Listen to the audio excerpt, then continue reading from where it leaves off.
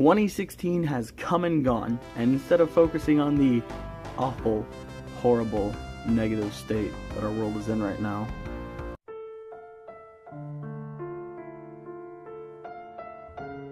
let's talk about the positive stuff. 2016 was a fantastic year for releases. Great movies came out, great action figures came out, and great video games came out. And while I didn't play a ton of new games this year, I certainly played enough to make a top 5 of my favorites. So, without further ado, here are PacJeff's top 5 games of the year.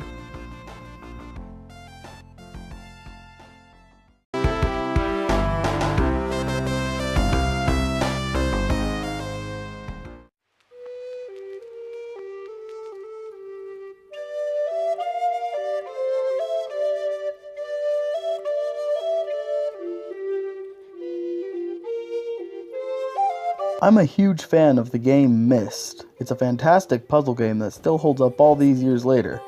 Many developers have tried to recreate the feeling of playing Myst with little success.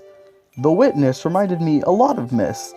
Yeah, it's not as good, but it's still a fantastic game that held my interest all the way through. A lot of people I know tell me the game is just pretentious and boring, and I can see where they're coming from. The main meat of the game is just drawing lines on panels in a specific way. It gets frustrating if you don't know what you're doing. However, I found out what I was doing, and I spent an unhealthy amount of time on this game. Going back to capture footage, I found myself replaying almost the entire thing. This game gets a strong recommendation, especially if you're a fan of other games like Myst.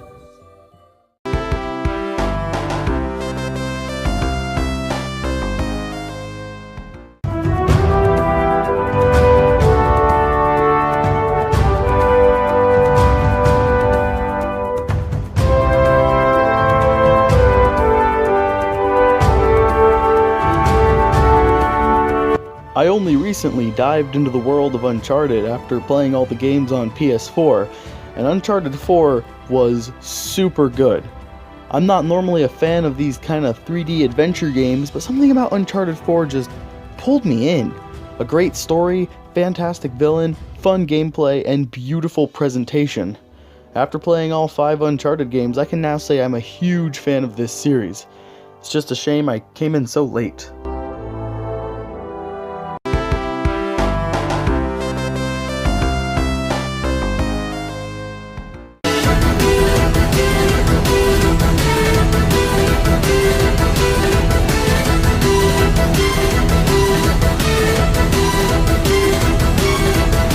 I had a bit of a disconnect with Pokemon after Gen 3.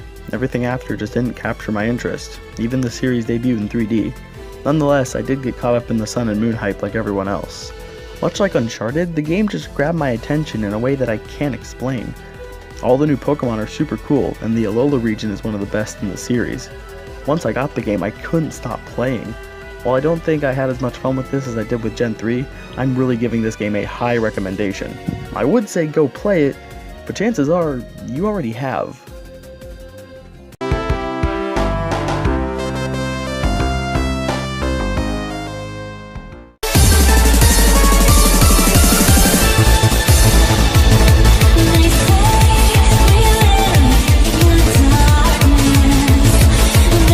Two years.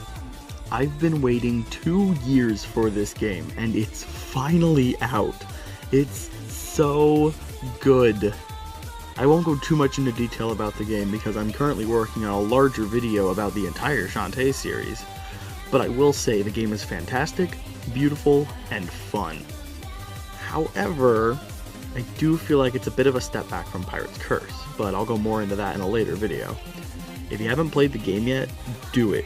It's only $20 and it's on literally everything except the 3DS. Get it, go, buy it now, play it. It's good, I promise. Please.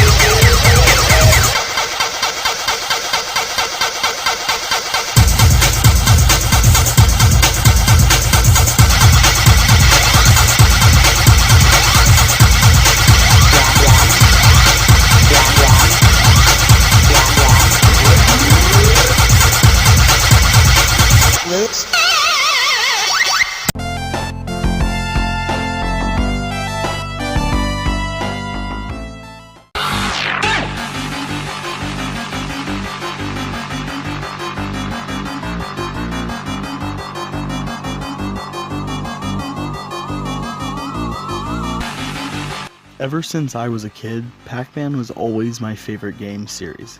He's practically the most iconic video game character of all time. Or at least, that's what I thought.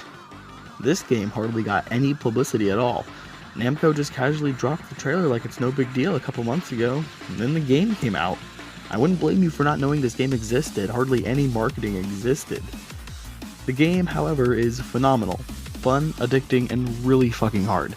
The presentation is stunning, however that comes at a cost. You need mad specs to play this game on PC. Seriously, it has the same system requirements as Fallout 4. That's ridiculous. I recommend just playing on a console for a smoother experience. This game, above all others on the list, gets my highest recommendation. Sure, call me biased. I just think it's a really fun game.